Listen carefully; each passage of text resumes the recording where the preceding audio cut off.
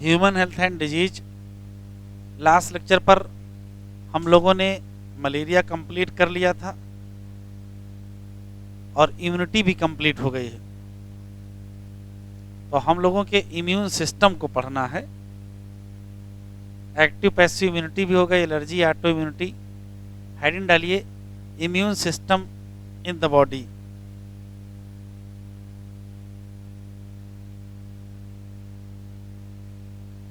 Immune system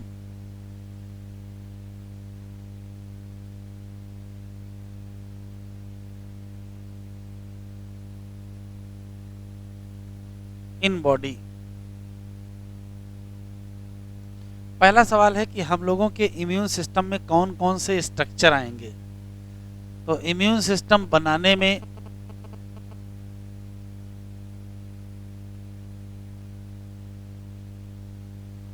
लिखते चलें, lymphoid organ है,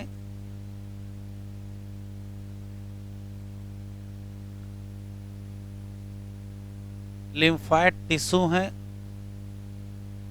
सेल्स जिसमें मेन सेल लिम्फोसाइट और दूसरी सेल फैगोसाइट है।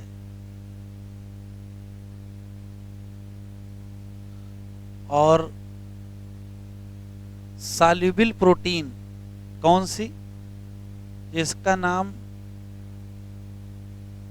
एंटीबॉडी है। लिम्फोसाइट और फैगोसाइट के बारे में हम लोग पढ़ ही चुके हैं, एंटीबॉडी कल ही हम लोगों ने डिटेल में पढ़ा है। तो मेनली दो ही चीज़ें पढ़नी है, लिम्फॉइड ऑर्गन और लिम्फॉइड टिश्यू। पढ़ने से पहले ये समझना है कि हम लोगों का इम्यून सिस्टम क्या क्या करता है। तो इम्यून सिस्टम के 3 मेन काम हैं। पहला, किसी भी फॉरेन ऑर्गेनिज्म या एंटीजन को रिकॉग्नाइज करो, उसको पहचानो और फिर उसको रेस्पॉन्स दो। रेस्पॉन्स देने का मतलब उसको मारो, और इसके अलावा उसको रिमेंबर भी रखो, मेमोरी भी बना लो, भविष्य में हो सकता है दोबारा आ जाए। तो 3 काम कर रहे हैं। पहला कौन करना है, सबसे पहले रिकॉग्नाइज करना है, फिर रिस्पॉन्ड देना है और फिर रिमेंबर रखना है। एक और क्वेश्चन है, फिर भी कई और चीज़ों में इन्वॉल्व है, सिर्फ पैथोजन को मारने और उसमें नहीं है। जैसे एलर्जी में भी हमारा इम्यून सिस्टम इन्वॉल्व है, ऑटो इम्यूनिटी में भी हमारा इम्यून सिस्टम इन्वॉल्व है, इवन ऑर्गन ट्रांसप्लांटेशन का जो रिजेक्शन है उस कॉन्सेप्ट भी हमारा इम्यून सिस्टम इन्वॉल्व है। तो लिख लीजिए जनरल 3 क्वेश्चन।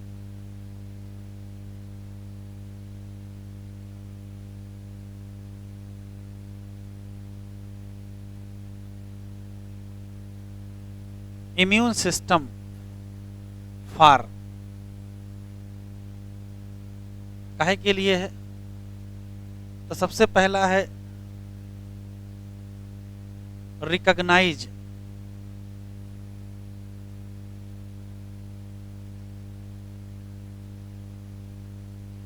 एंटीजन,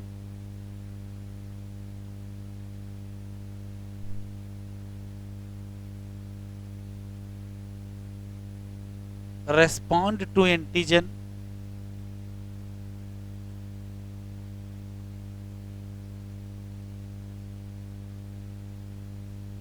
और रिमेंबर एंटीजन।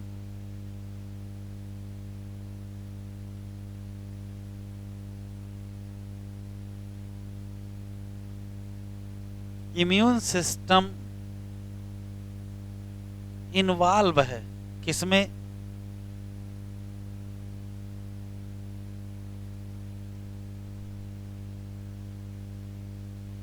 एलर्जिक रिएक्शन में,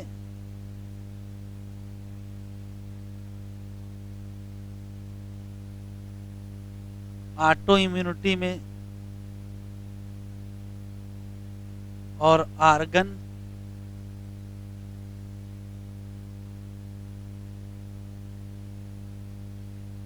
ट्रांसप्लांटेशन में। एक एक करके पढ़ना है। हम लोग पहले पढ़ेंगे लिम्फॉइड ऑर्गन और फिर पढ़ेंगे lymphoid tissue.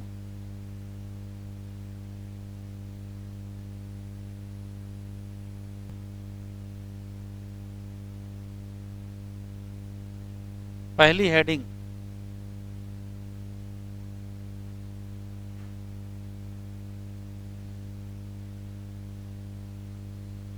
Lymphoid argon,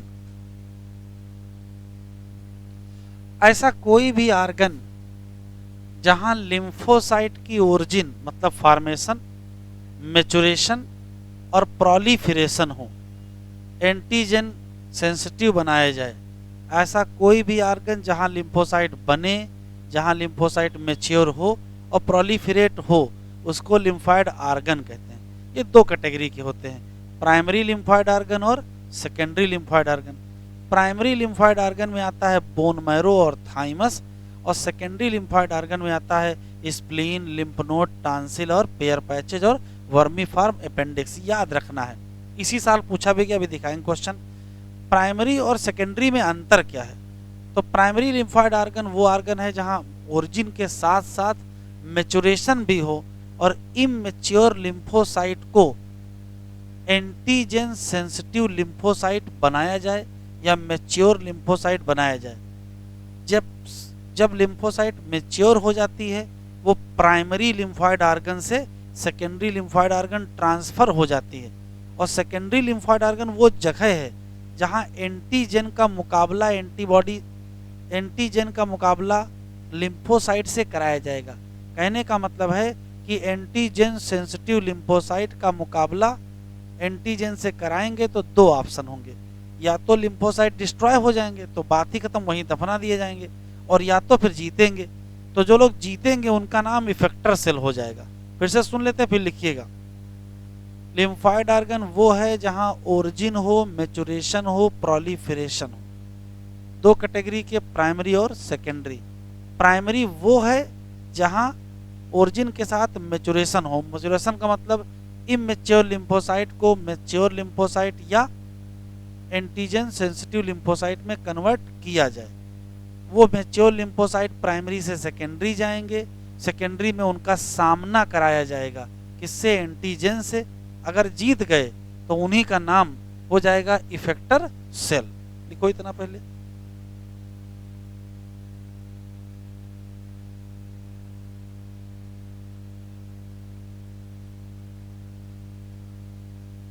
argon of origin, maturation and proliferation of lymphocyte। एक क्वेश्चन। लिम्फॉइड आर्गन दो कैटेगरी के होते हैं,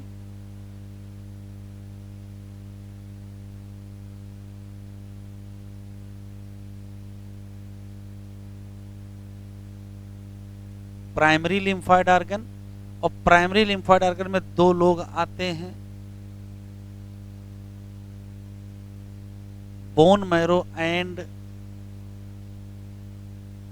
थाइमस। और प्राइमरी लिम्फॉइड आर्गन का काम क्या है? प्लेस एट वेयर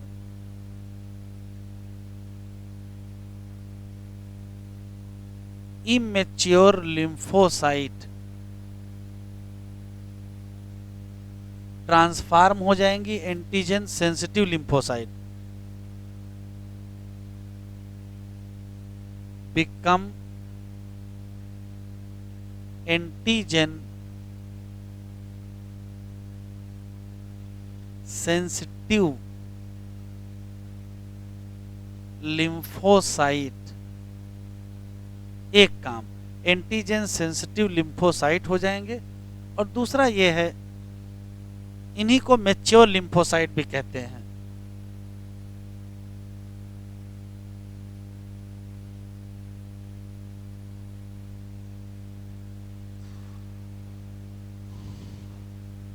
और ये स्पेशल बात याद रखना है, मैच्योर लिम्फोसाइट ट्रांसफर हो जाएंगे कहां से कहां?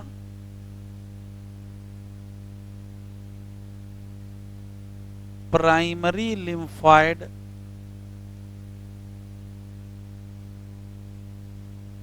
Argon 2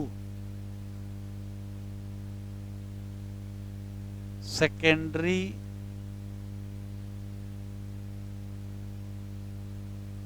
lymphoid organ. अब जो सेकेंडरी वाले हैं,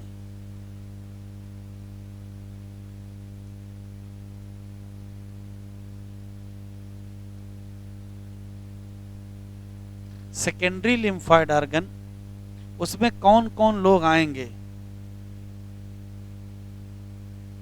स्प्लीन है,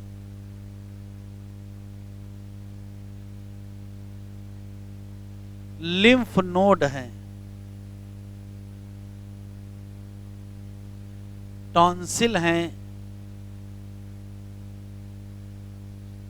पेयर्स पैचेज हैं और vermi farm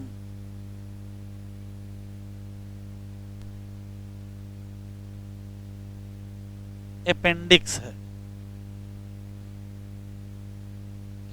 secondary lymphoid organ करते क्या हैं?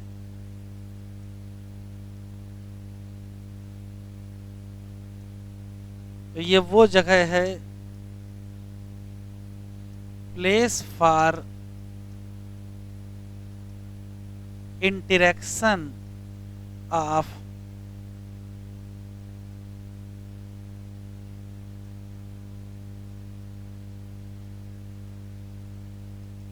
एंटीजन सेंसिटिव, प्राइमरी से जो एंटीजन सेंसिटिव आई हैं उनका मुकाबला कराओ। Interaction of antigen sensitive lymphocyte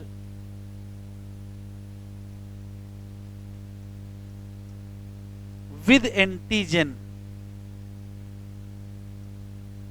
मुकाबला भी होगा और क्या होगा, इन एंटीजन सेंसिटिव लिम्फोसाइट जब प्रोलिफरेट करेंगे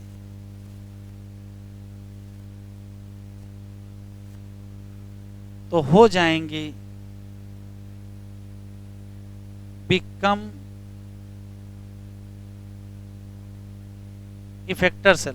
तो दिमाग में ऐसे रखेंगे, प्राइमरी पर बनेंगी, प्राइमरी पर ही इमेच्योर से मैच्योर हो जाएंगी, फिर मैच्योर चली जाएंगी सेकेंडरी, और सेकेंडरी में उनका मुकाबला एंटीजन से कराया जाएगा। जो बच जाएंगी, मुकाबला के बाद जो जीवित बचेंगी वो प्रोलिफरेट करेंगे और अपना नाम क्या रख लेंगे, इफेक्टर सेल रख लेंगे।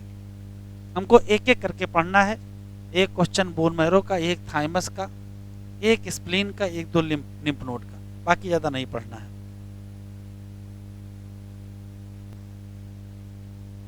चलिए पहली हेडिंग डालें, बोन मैरो। ध्यान से सुने, कुछ हड्डियों के बोन मैरो में सभी ब्लड सेल बनती हैं, इवन लिम्फोसाइट भी बनती है।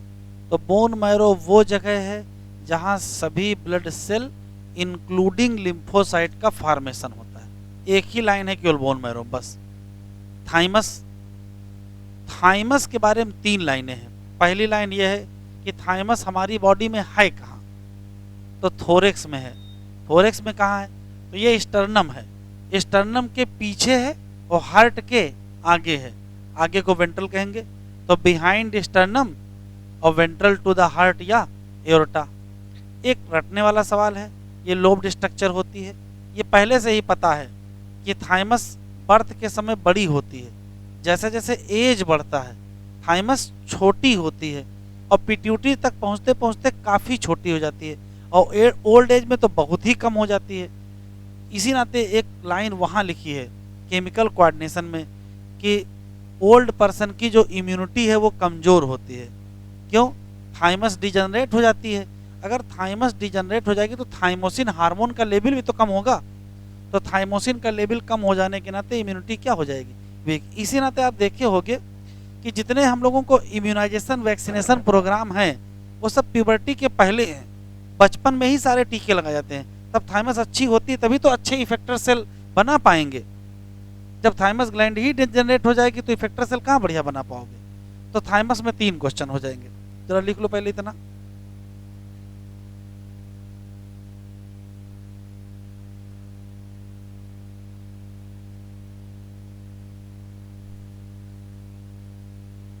Bone marrow,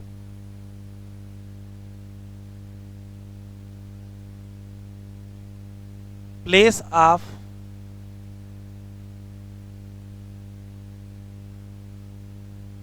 formation of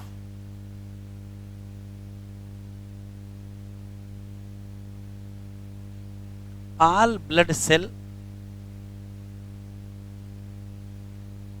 including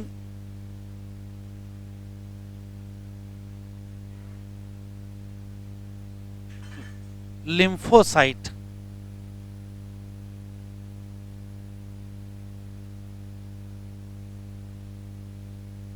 thymus क्या है तो पहले से ही पता है,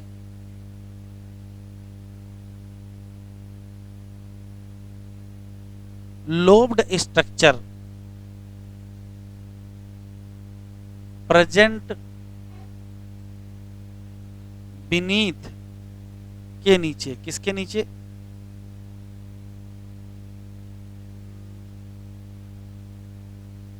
breast bone and ventral to heart या aorta. Thymus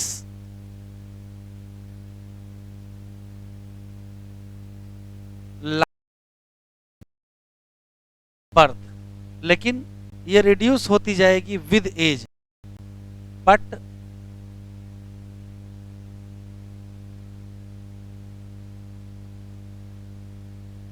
reduce with age, और काफी ज्यादा रिड्यूस हो जाएगी प्यूबर्टी पहुंचते पहुंचते, एंड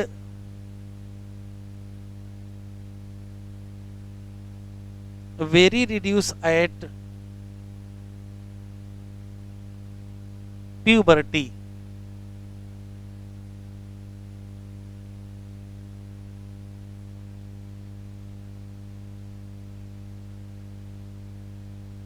थाइमस के डिजेनरेशन से घटेगा,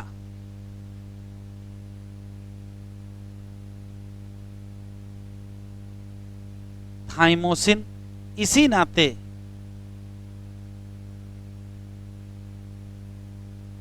इम्यूनिटी वीक होगी इन ओल्ड पर्सन।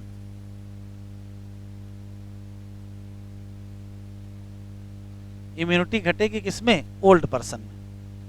एक स्पेशल क्वेश्चन याद रखिएगा, एनसीईआरटी में लिखा है दोनों कौन, बोन मैरो और thymus provide micro environment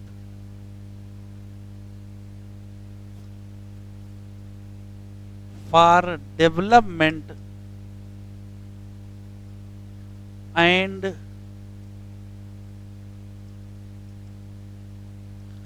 maturation of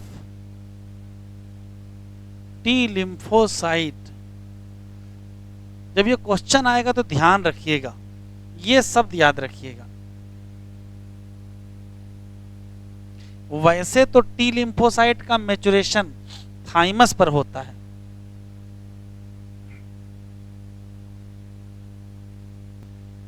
फिर भी अगर क्वेश्चन पूछेगा which one provide micro environment for development and maturation of T lymphocyte, तो आप दोनों आंसर दीजिएगा। अकेला आंसर भी दे सकते हैं जब ये शब्द नहीं लिखा होगा, केवल मैच्योरेशन लिखा होगा। ठीक, स्पेशल एरिया, एक क्वेश्चन और याद कर लीजिएगा, टी लिम्फोसाइट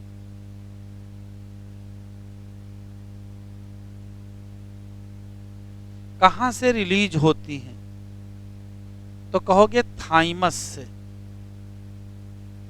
होता क्या है, अगर लिम्फोसाइट का मैच्योरेशन थाइमस पर हुआ तो जब थाइमस से निकलेंगे तो अपने नाम के आगे टी लगा लेंगे, और मैच्योरेशन अगर बोन मैरो पर हुआ और जब बोन मैरो से निकलेंगे तो नाम के आगे बी लगा लेंगे।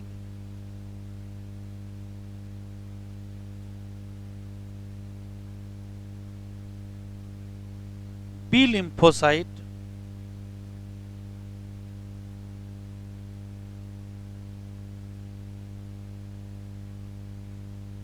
रिलीज फ्रॉम कहां से? Bone marrow.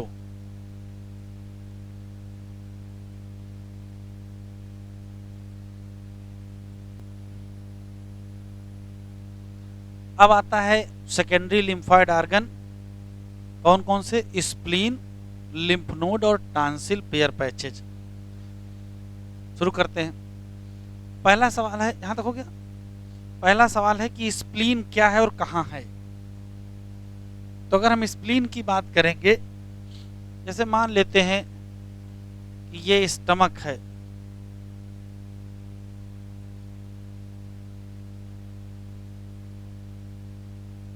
तो स्टमक के एंटीरियर बॉर्डर पर ये स्प्लीन पाई जाती है। पहला सवाल है कि स्प्लीन कहां है और क्या है।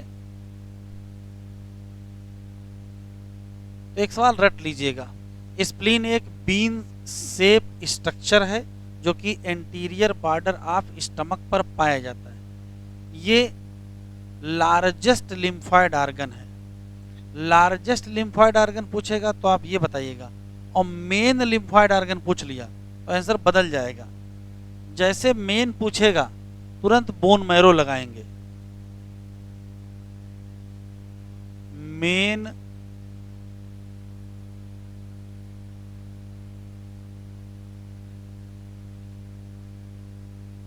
अगर मेन लिम्फॉइड ऑर्गन पूछ लिया तो क्या लगाइएगा? बोन मैरो लगाइएगा। लेकिन अगर लार्जेस्ट पूछ लिया तो स्प्लीन लगाइएगा। दूसरा सवाल। तीसरा सवाल जरा इधर देख लो। जैसे मान लेते हैं कि ये स्प्लीन है और ये मान लेते हैं ब्लड वेसल इससे गुजरी है, तो ब्लड जब इधर आता है तो हो सकता है उसमें पैथोजन हो। तो ब्लड में पाए जाने वाले पैथोजन स्प्लीन पर ट्रैप हो जाते हैं, और स्प्लीन की जिम्मेदारी है कि जो भी पैथोजन यहाँ ट्रैप हुए हैं उनका मुकाबला कराइए लिम्फोसाइट से। तो लिम्फोसाइट का इंट्रैक्शन होगा उन पैथोजन से जो पैथोजन यहाँ ट्रैप होंगे। बस शर्त है कि पैथोजन कहाँ होना चाहिए? ब्लड में होना चाहिए। एक ऑप्शन और है, अगर मान लेते पैथोजन लिम्फ में है तो अगर पैथोजन लिम्फ में है तो वो पकड़ा जाएगा लिम्फ नोड पर और वहां उसका मुकाबला कराया जाएगा। और अगर ब्लड में है तो पकड़ा जाएगा कहाँ? स्प्लीन में। तो इसी नाते स्प्लीन को कहते हैं filter organ of blood. Blood में आने वाले पैथोजन को छान देगा और वहीं रोक देगा। एक तो ये फिल्टर ऑर्गन का काम करता है। दूसरा पहले से ही पता है कि ये ब्लड बैंक है क्योंकि ये रिजर्वायर ऑफ इरिथ्रोसाइट या आरबीसी है। एक बात पहले से ही पता है कि ये क्या है? Graveyard of RBC. लिख लीजिए।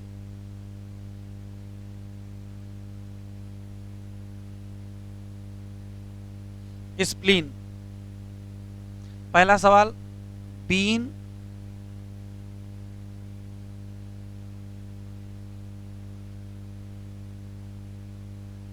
Shape structure present at anterior border of stomach, एक क्वेश्चन। दूसरा,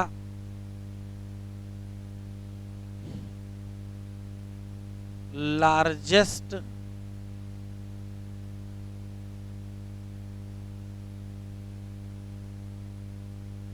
लिम्फॉइड ऑर्गन। तीसरा, act as filter organ for blood. कैसे? क्योंकि स्प्लीन पर ट्रैप हो जाएंगे वो माइक्रो ऑर्गेनिज्म जो कहाँ होंगे? ब्लड में होंगे। Spleen trap blood born micro organism. अच्छा, स्प्लीन काम करता है एक्ट एज ब्लड बैंक, ये पहले से ही पता है। क्यों? स्प्लीन रिजर्वायर है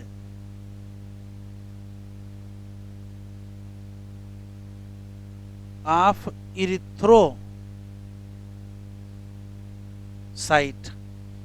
ये भी पहले से पता है। स्प्लीन एक्ट एज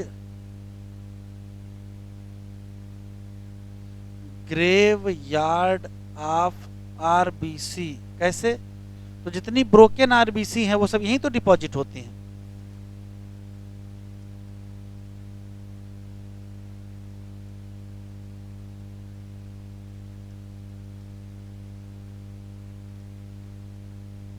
एक स्पेशल क्वेश्चन याद रखिएगा, स्प्लीन में एक स्पेशल सेल पाई जाती है, नाम है लिम्फोसाइट। याद आया? अभी बताया था प्राइमरी आर्गन से जो लिम्फोसाइट मैच्योर हो जाएंगे वो सेकेंडरी जाएंगी तो वहीं तो रुकेंगी। और एक यहाँ स्पेशल सेल पाई जाती है जिसका नाम फैगोसाइट है। और फैगोसाइट पर के नाम पर जो सेल पाई जाती है वो मैक्रोफेज है।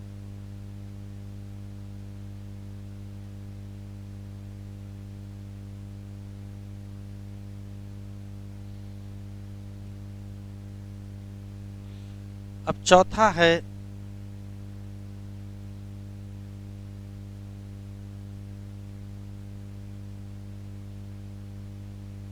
Lymph node.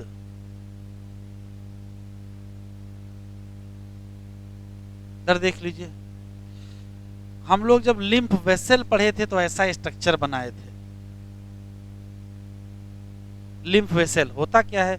लिम्फ वेसल के अंदर पाया जाएगा लिम्फ, और लिम्फ यहां से गुजर रहा। ये लिम्फ नोड जो स्ट्रक्चर है ये सॉलिड स्ट्रक्चर है। इसके एकमात्र ही काम है कि लिम्फ में पाए जाने वाले माइक्रो ऑर्गेनिज्म को यहाँ ट्रैप किया जाए और उसका मुकाबला कराया जाए। किससे? लिम्फोसाइट से। तो लिम्फोसाइट अगर जीत जाएंगे तो इफेक्टर सेल उनका नाम हो जाएगा। तो कहने का मतलब है कि लिम्फ में पाई जाने वाली लिम्फोसाइट कब एक्टिवेट होंगी? तो कहोगे जब लिम्फ में पाए जाने वाले माइक्रो ऑर्गेनिज्म यहाँ क्या हो जाएंगे? ट्रैप हो जाएंगे। ट्रैप होंगे, लड़ाई होगी, लड़ाई होने के बाद इनलार्ज हो जाएगा लिम्फ नोड। लिम्फ नोड जब इनलार्ज होता है तो उसी का नाम टॉन्सिल हो जाता है। तो इनलार्ज लिम्फ नोड का नाम टॉन्सिल।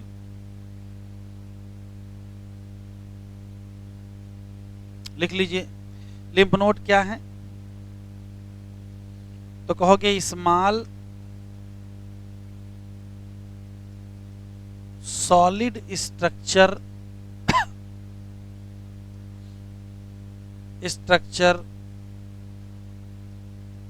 present at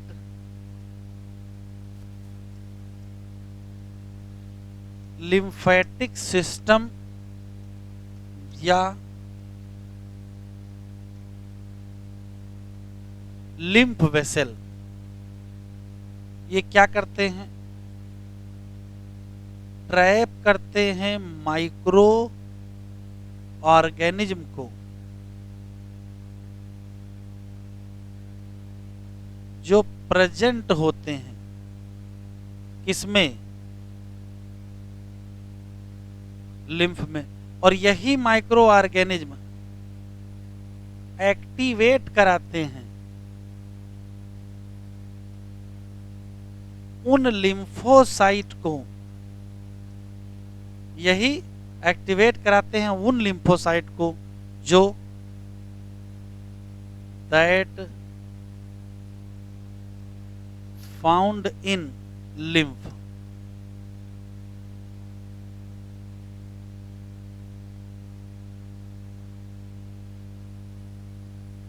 अगला है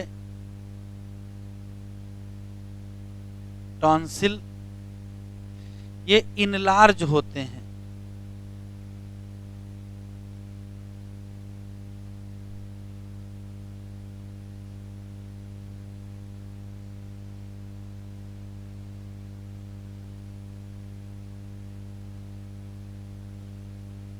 कितने नंबर हो गया बेटा?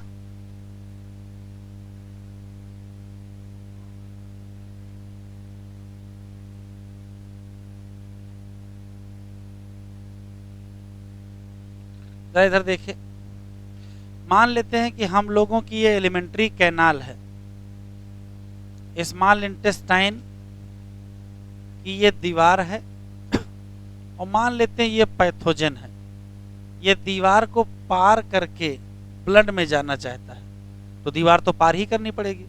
लेकिन एक समस्या इनके रास्ते में आ जाएगी। हम लोगों की एलिमेंट्री कैनाल की दीवार के अंदर लिम्फ वेसल पाई जाती हैं, स्पेशली विलाई पर, और इन लिम्फ वेसल का नाम बदल दिया गया है, इनको लैक्टियल कहते हैं, और इस पर मिलेगा लिम्फ नोड। तो वह लिम्फ नोड जो लैक्टियल पर पाया जाता है स्मॉल इंटेस्टाइन, उसका नाम क्या है? Pairs patches.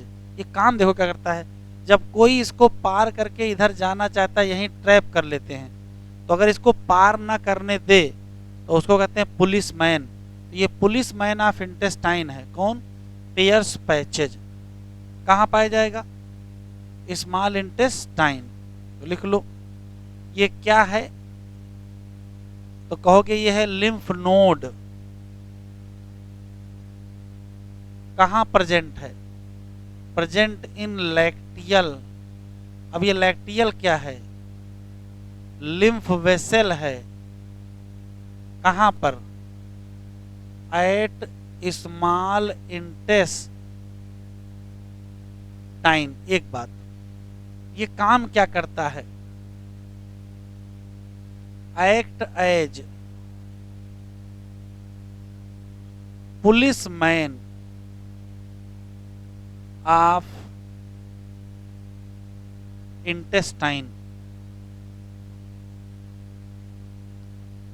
पेयर पैचेज के बाद वर्मी फार्म अपेंडिक्स।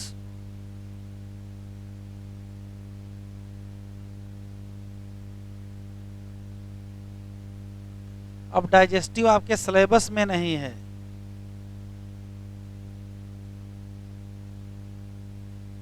तो डाइजेस्टिव ग्लैंड जब पढ़ते हैं, एलिमेंट्री कैनाल पढ़ते हैं, तो सीकम कोलन रेक्टम पढ़ते हैं।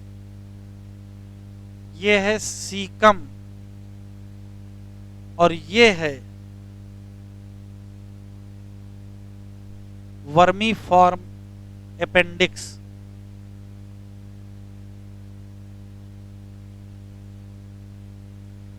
वर्मी फॉर्म अपेंडिक्स हम लोगों में वेस्टिजियल स्ट्रक्चर है, फिर भी ये सेकेंडरी लिम्फॉइड ऑर्गन की तरीके से काम करता है। मतलब ये भी वो जगह है जहां मैदान मिलता है, लिम्फोसाइट का मुकाबला एंटीजन से कराया जाता है। छोटा सा बना लीजिए, लिख लीजिए, वेस्टिजियल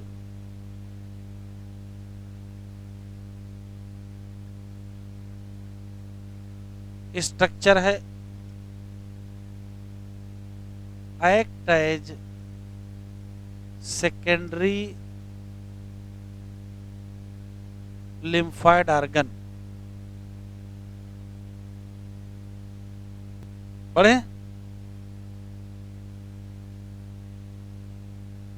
लिम्फॉइड ऑर्गन के बाद है लिम्फॉइड टिश्यू।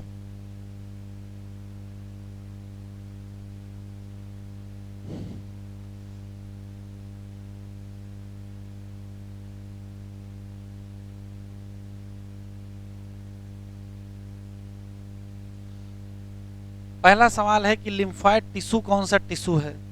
तो वास्तव में ये रेटिकुलर कनेक्टिव टिश्यू है। क्या है? Reticular connective tissue. कह रहे हो ऐसा तो कनेक्टिव टिश्यू पढ़े ही नहीं भाई, कनेक्टिव टिश्यू में ये नाम तो आया नहीं था।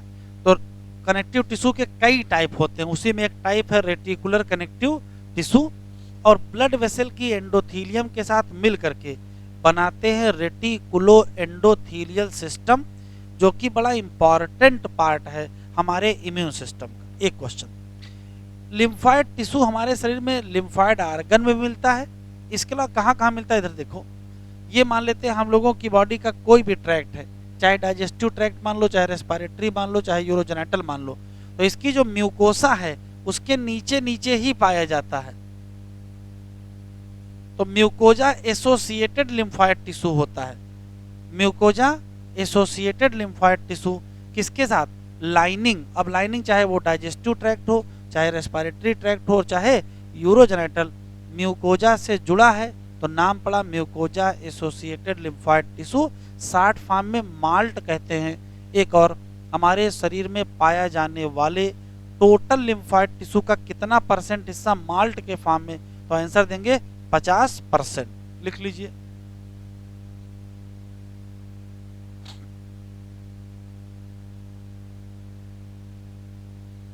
पहली लाइन लिम्फोइड टिश्यू कौन सा टिश्यू है, तो कहोगे रेटिकुलो या रेटिकुलर, रेटिकुलर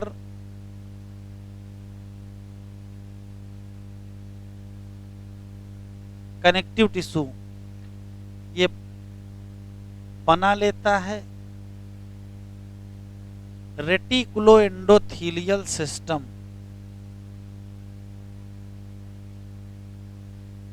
इसका नाम याद रखिएगा, जो कि इंपॉर्टेंट पार्ट है इम्यून सिस्टम का।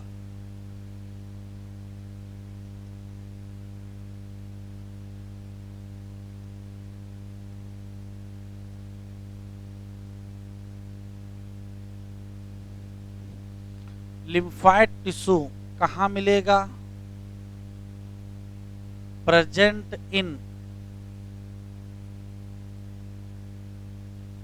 lymphoid organ of found with lining of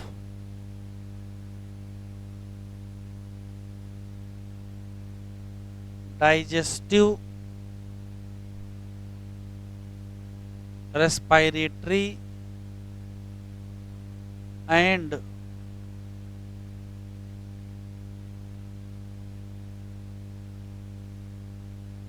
urogenital tract,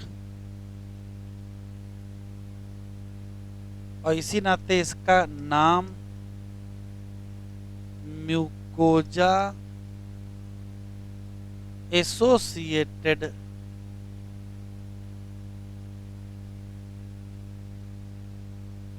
lymphoid tissue short form में माल्ट कहते हैं।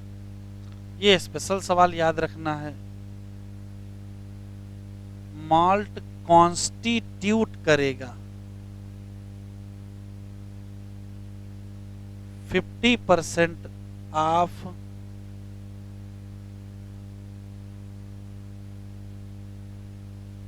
Lymphoid tissue. फिर अगली हेडिंग पढ़ते हैं।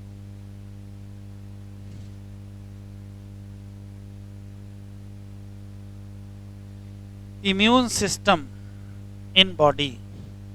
ह्यूमन इम्यून सिस्टम की अगर बात करें तो इसमें लिम्फोइड ऑर्गन है, लिम्फोइड टिश्यू हैं, सेल हैं और सॉल्युबल मॉलिक्यूल जैसे एंटीबॉडी हैं। कह रहा पहले से ही पता है हमारा इम्यून सिस्टम का मेन काम क्या है, तो सबसे पहले करो रिकॉग्नाइज करो फॉरेन एंटीजन को, फिर उसको रिस्पांस दो और उसके बाद उसको याद भी रखो। Immune system play important role in allergic reaction में भी हमारा रोल है, ऑटो इम्यून डिजीज में भी रोल है, और ऑर्गन लिम्फोइड ऑर्गन ये वो जगह है जहां ओरिजिन भी होगा, मैच्योरेशन भी होगा और प्रोलिफरेशन किसका, उसका नाम lymphoid organ. Primary lymphoid organ में दो लोग हैं, बोन मैरो और थाइमस। ये वही जगह है जहां इमेच्योर लिम्फोसाइट डिफरेंशिएट हो जाएंगे। डिफरेंशिएट का मतलब मैच्योरेशन ही तो होता है, और मैच्योर होके क्या बन जाएंगे। तो क्वेश्चन पड़ेगा एंटीजन सेंसिटिव लिम्फोसाइट, या इन्हीं को क्या कहते हो, मैच्योर लिम्फोसाइट। और मैच्योरेशन के बाद जो मैच्योर लिम्फोसाइट है वो माइग्रेट हो जाएंगे, कहाँ चली जाएंगे, और सेकेंडरी है कौन से, स्प्लीन है, लिम्फ नोड है, tonsil, pair patches of small intestine के अलावा अपेंडिक्स। सेकेंडरी वाले वो ऑर्गन है जहां क्या होगा, इंटरेक्शन होगा लिम्फोसाइट का किससे, एंटीजन से। और उसके बाद ये प्रोलिफरेट करेंगे और अपना नाम बदल लेंगे। क्या क्या? Effector cell. कह रहे लोकेशन देखना है तो यहाँ देख लो, ये लिम्फ नोड है, ये थाइमस है, बाकी लिम्फ वेसल हैं। पहली ही लाइन टिक कर लो, bone marrow is the main lymphoid organ. Bone marrow is the main lymphoid organ, जहां सभी ब्लड सेल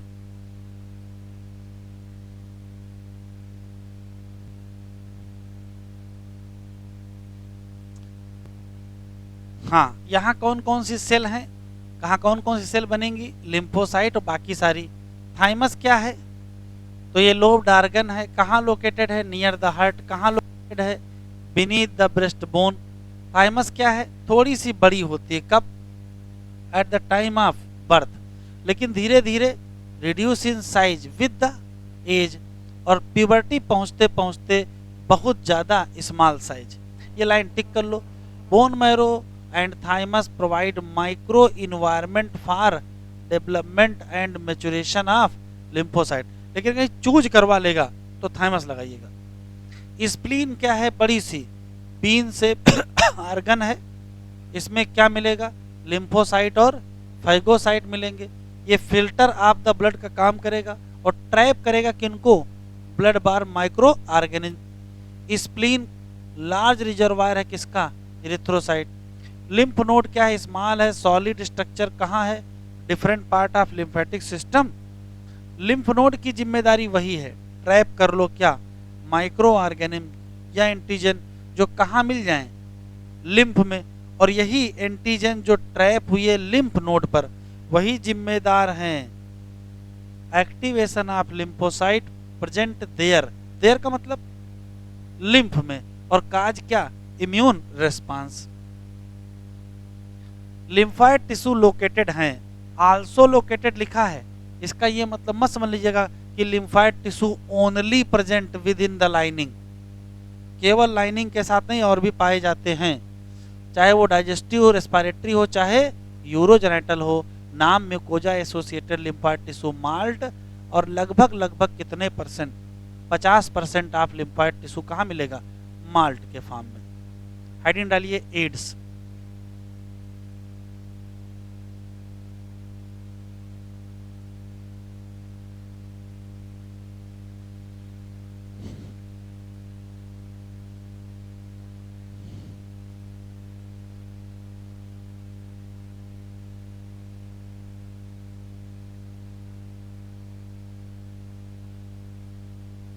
पहले तो फुल फॉर्म लिख लीजिए।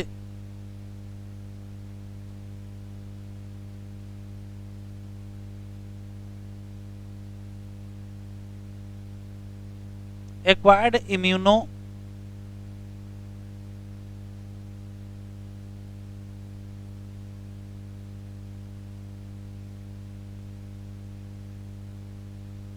सिंड्रोम।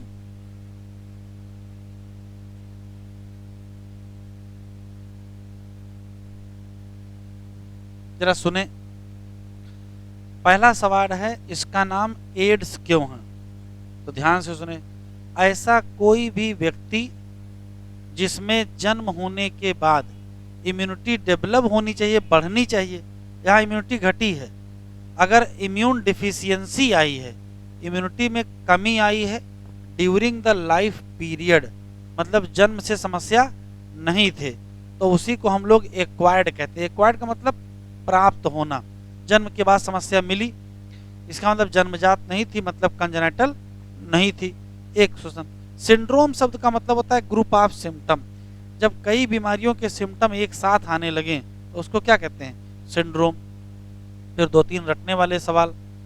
एड्स सबसे पहले 1981 में यूएसए में रिपोर्ट हुआ और उसके बाद पूरे दुनिया में ये फैल गया और अगले 25 सालों में इसने 25 मिलियन लोगों की जान ले ली। ठीक। एड्स किससे होता है? तो कहोगे ये वायरल डिजीज है, और करने वाला वायरस कौन? रेट्रोवायरस, जो कि एक आरएनए कंटेनिंग वायरस होता है, जिसका नाम HIV है। HIV क्या है? Human immuno deficiency virus. इसको खोजा गया, इस वायरस को 1983 में एक वैज्ञानिक हैं जिनका नाम लुक मॉन्टेग्नियर है।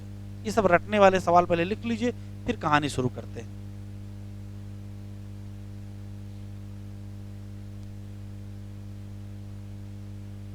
पहला सवाल ये क्या है, तो कहोगे इम्यून डिफिशियंसी है।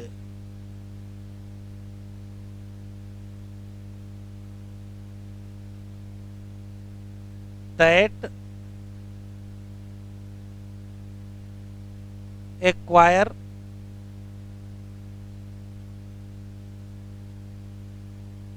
During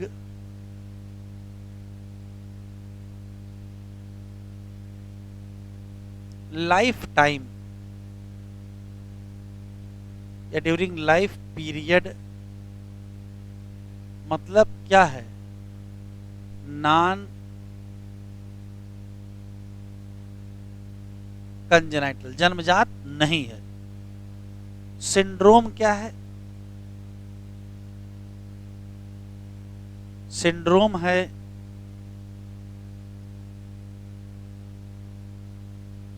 group of symptom.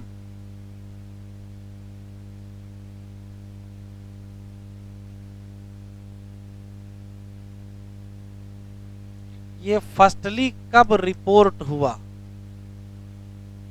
कहां, इन 1981 एट यूएसए। उसके बाद स्प्रेड कर गया,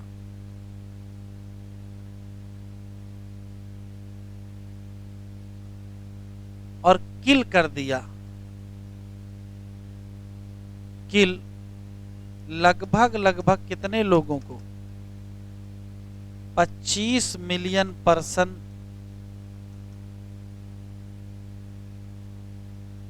in next 25।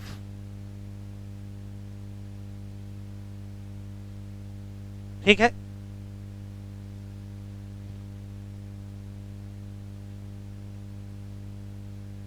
caused by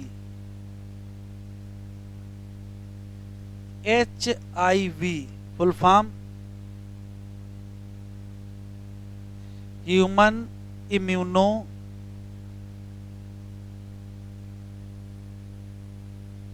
deficiency virus, जो कि एक प्रकार का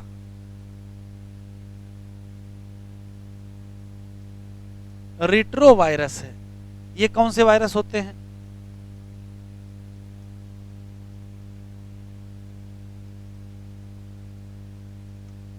आरएनए कंटेनिंग वायरस होते हैं। HIV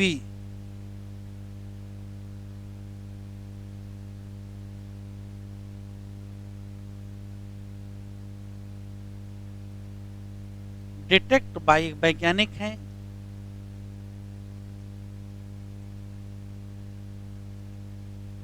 look Montagnier in 1983 in green monkey.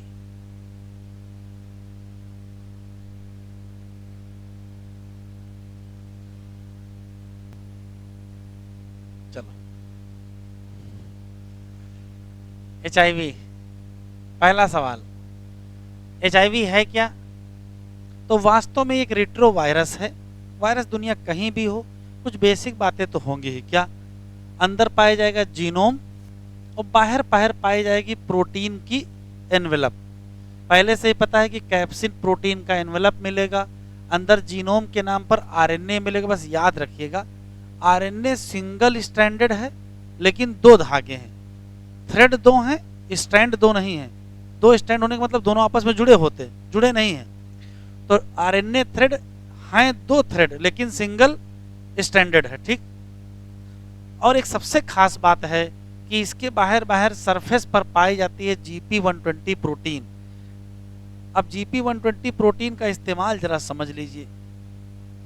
इधर देखिए जरा, जैसे मान लेते हैं कि ये कोई एंटीजन है, हम लोगों की बॉडी में आता है, तो इसको रिकॉग्नाइज करने की जिम्मेदारी T4 सेल की है।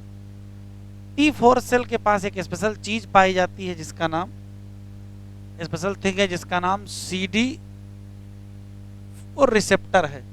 होता क्या है, CD4 रिसेप्टर से बाइंड करना चाहे कोई भी पैथोजन आएगा, उसको रिकॉग्नाइज होने में CD4 रिसेप्टर की बड़ी भूमिका होती है। अभी क्या है, जब ये एंटीजन आएगा T4 सेल उसको रिकॉग्नाइज करेंगे और दो लोगों को बता देंगे। एक है B सेल, इनसे कहेंगे एंटीबॉडी बनाओ और इस एंटीजन को मारो। और T1 सेल जो किलर T सेल है, इससे कहा गया जाओ एंटीजन को मारो। इसमें बड़ा रोल किसका है, T4 का। अच्छा, एड्स का वायरस बड़ा चालाक है। एड्स का वायरस आते ही, मान लेते हैं ये HIV है, ये आते ही CD4 रिसेप्टर से ब्लॉक कर जाएगा। T4 सेल के सारे CD4 रिसेप्टर HIV ब्लॉक कर देगा। तो एक बात यह है कि एंटीजन रिकॉग्निशन प्रॉपर तरीके से नहीं हो पाएगा। जो बाकी पैथोजन आएंगे उनको कौन रिकॉग्नाइज करेगा, इसके सारे रिसेप्टर इसी से क्या रहते हैं, ब्लॉक रहते हैं। तो HIV के पास एक स्पेशल प्रोटीन है जिसका नाम GP120 प्रोटीन है, ये CD4 रिसेप्टर को ही ब्लॉक कर देगी। अब जब CD4 रिसेप्टर ही ब्लॉक हो जाएगा तो एंटीजन रिकॉग्नाइज नहीं होगा, और जब रिकॉग्नाइज नहीं होगा तो मारा नहीं जाएगा। तो क्वेश्चन पूछा जाता है कि HIV का जो पैथोजन है एड्स का, वो हमारे इम्यून सिस्टम से बच जाता है, बाकी सामान्य कोई पैथोजन आता है वो हमारे इम्यून सिस्टम में मारा जाता है। क्यों, तो ये वास्तव में इसके पास एक प्रोटेक्टिव चीज है, इसका नाम GP120 प्रोटीन है, और ये हमारे CD4 रिसेप्टर से क्या करता है, बाइंड कर जाता है। इसका रिजल्ट क्या होगा, इसका रिजल्ट होगा प्रॉपर रिकॉग्निशन नहीं होगा, और उसका रिजल्ट होगा कि पैथोजन मारा नहीं जाएगा। तो ये 2 पॉइंट याद रखिएगा। क्या, HIV में क्या पाया जाएगा, RNA genome envelope by capsid protein.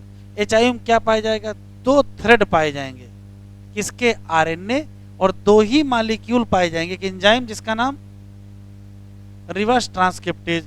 बस ये याद रखना कि जो RNA होगा वो सिंगल स्टैंडर्ड। HIV प्रोटेक्ट कर लेता है, हमारे इम्यून सिस्टम से बच जाता है। कैसे बच जाता है, GP120 प्रोटीन ये बाइंड कर जाती है किससे, CD4 रिसेप्टर, किसका, T4 सेल या हेल्पर T सेल। अब हेडिंग डालिए,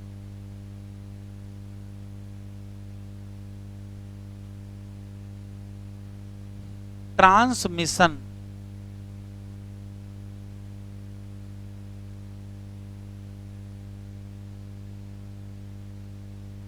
transmission of HIV।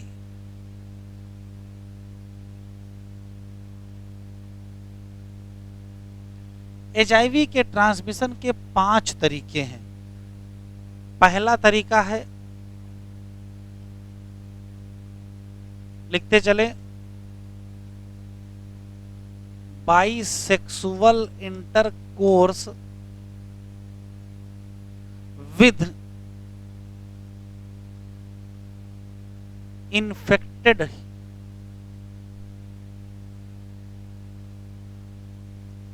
Infected main या वोमेन। उसके पीछे जो लॉजिक है वो यहां देख लीजिए। जैसे मान लेते हैं कि ये वेजाइनल कैनाल है और ये पेनिस, तो होता क्या है कि यदि फीमेल इन्फेक्टेड है तो फीमेल के वेजाइनल फ्लूइड में HIV पाया जाएगा, जो पेनिस की स्किन को पार करके मेल में पहुंच जाएगा।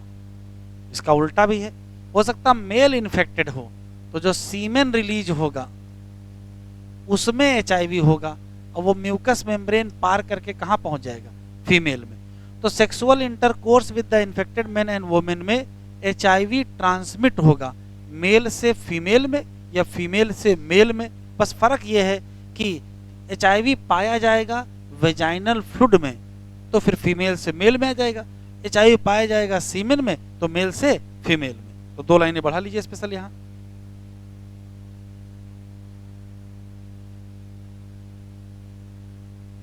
HIV present in semen of vaginal fluid intercourse के दौरान एचआईवी ट्रांसमिट हो जाएगा। Transmit from male to female यदि मेल इन्फेक्टेड है, या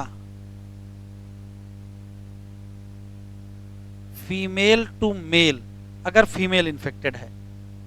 फीमेल इन्फेक्टेड है तो वेजाइनल फ्लूइड में होगा, मेल इन्फेक्टेड है तो सीमेन में। दूसरा, बाई यूजिंग इन्फेक्टेड निडल या सिरिंज। इन्फेक्टेड निडल या सिरिंज का इस्तेमाल कौन लोग करते हैं? तो जो ड्रग एब्यूजर होते हैं, जो इंट्रावेनस ड्रग लेते हैं। कौन? Drug abuser that use intravenous drug. ये दूसरी समस्या है।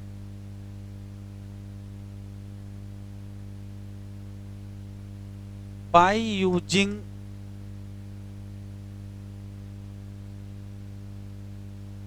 infected surgical instrument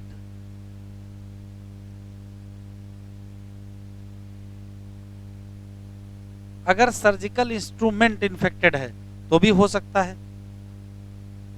चौथा,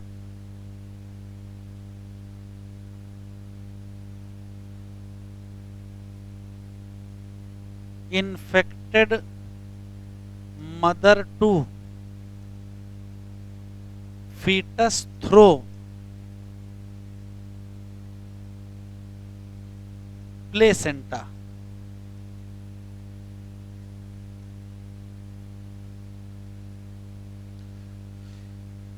स्पेशल पॉइंट याद रखेंगे, एचआईवी का ट्रांसमिशन केवल बॉडी फ्लूइड से हो सकता है, वो चाहे ब्लड हो, चाहे सीरम हो, चाहे सीमेन हो और चाहे वेजाइनल फ्लूइड, लेकिन सलाइवा में नहीं पाया जाता है।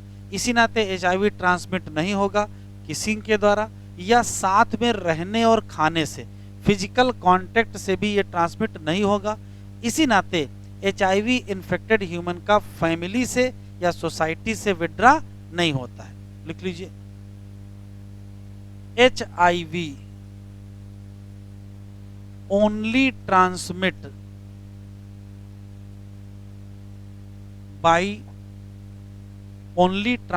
by body fluid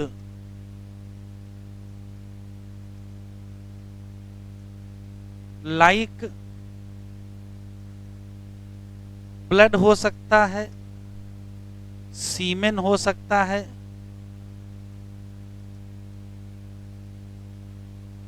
vaginal fluid.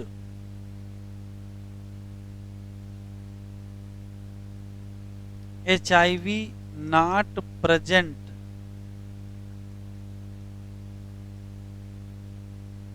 In saliva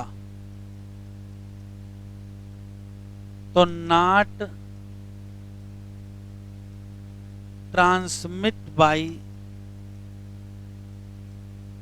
kissing. एक और,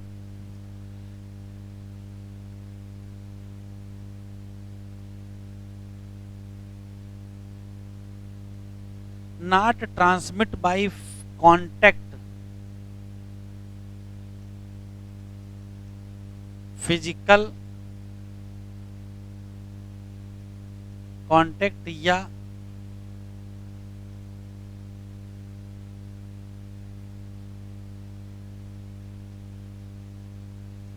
टुगेदर लिविंग, साथ में रहने से, साथ में खाने से, कपड़े शेयर करने से नहीं होता।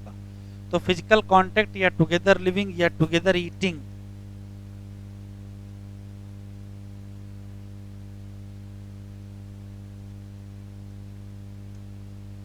ठीक है। इसी नाते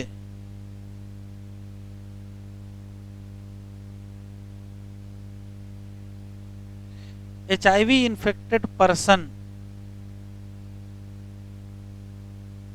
not isolate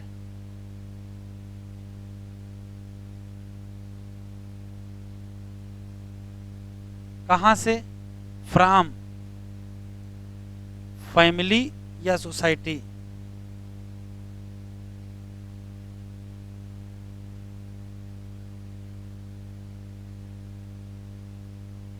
किससे नहीं? फैमिली से या society?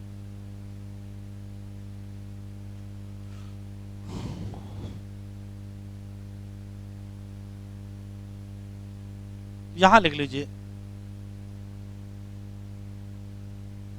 By infected blood transfusion.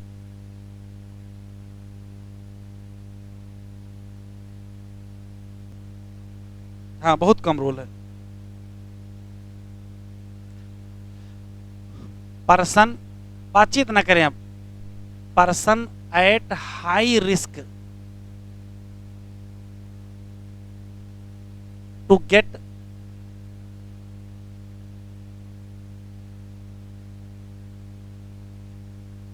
HIV infection. इसमें पहला अब सीक्वेंस में लिख लेंगे, मल्टीपल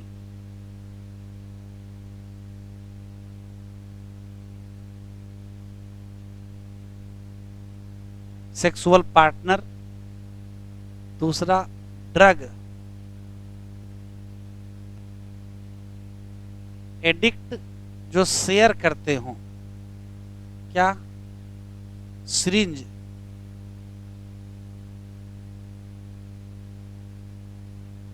या needle for intra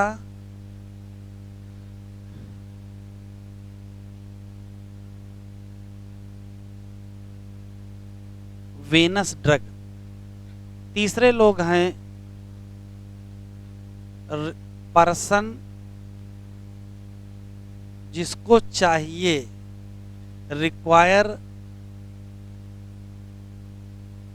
repeated blood transfusion.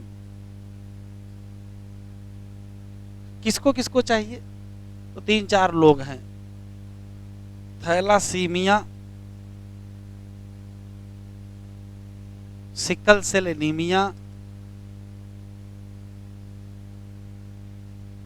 और ब्लड कैंसर। इस टाइप के लोग हैं जिनको बार बार खून की आवश्यकता पड़ती है। चौथा है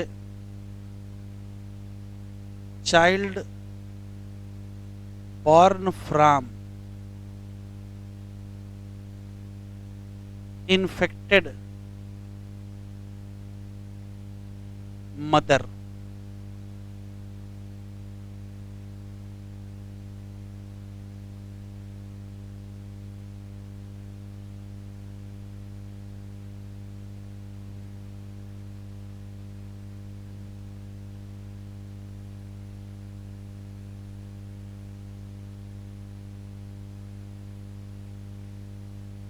आगे बढ़ें।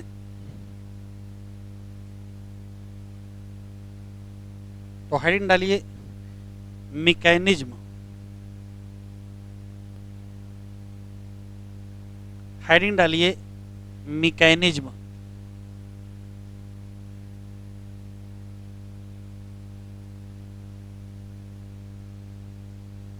Of AIDS. और जरा सुन लीजिए फिर लिखिएगा। इधर देखिए, जैसे मान लेते हैं कि ये HIV है,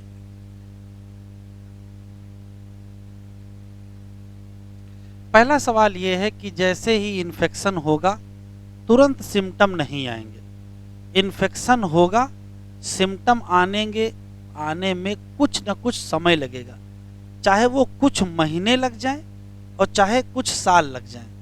एनसीईआरटी में लिखा है कि टाइम गैप होता है। आज इन्फेक्शन होगा, आज ही सिम्टम नहीं आएगा, समय लगेगा। जो समय लगेगा उसको इंक्यूबेशन पीरियड या टाइम लैग कहते हैं, और जो कुछ महीनों से लेकर के कई सालों तक हो सकता है। एनसीईआरटी में लिखा है कि 5 से 10 साल भी हो सकता है। तो 5-10 साल लग कहाँ जाते हैं, इतना टाइम क्यों लग जाता है? तो क्या होता है वो समझना है। देखो, होता यह है कि जैसे ब्लड में हम लोगों के एचआईवी इन्फेक्शन हो गया, उसके बाद ये हम लोगों की कोई सेल है,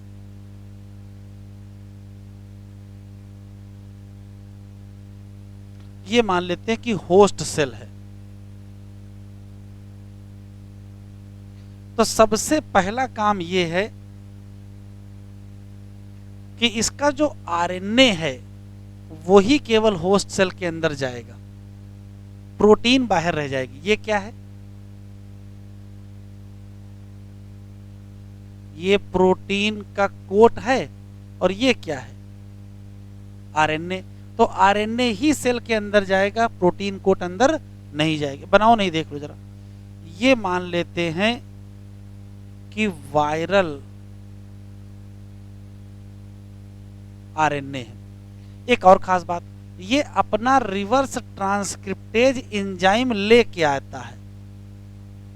तो रिवर्स ट्रांसक्रिप्टेज एंजाइम का इस्तेमाल करके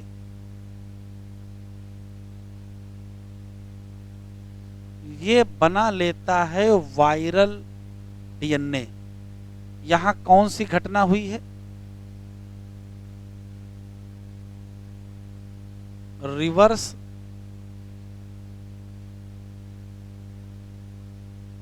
और एंजाइम कौन सा लगा है? Reverse transcriptase. ध्यान से सुने, जैसे ही वायरल डीएनए बन जाएगा, ये हम लोगों के जीनोम से इंटरेक्ट कर जाएगा। ये मान लेते हैं कि न्यूक्लियस है, और उसके अंदर ये मान लेते हैं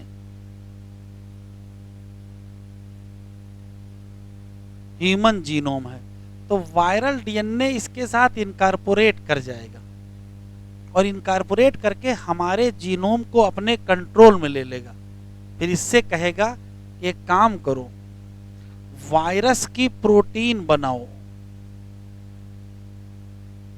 वायरस का पहले बनाओ आरएनए, और फिर बनाओ वायरस की प्रोटीन। आप सोचो कि हमारी सेल के अंदर वायरस का आरएनए बन गया है, वायरस की प्रोटीन बन गई है, तो रिजल्ट क्या होगा?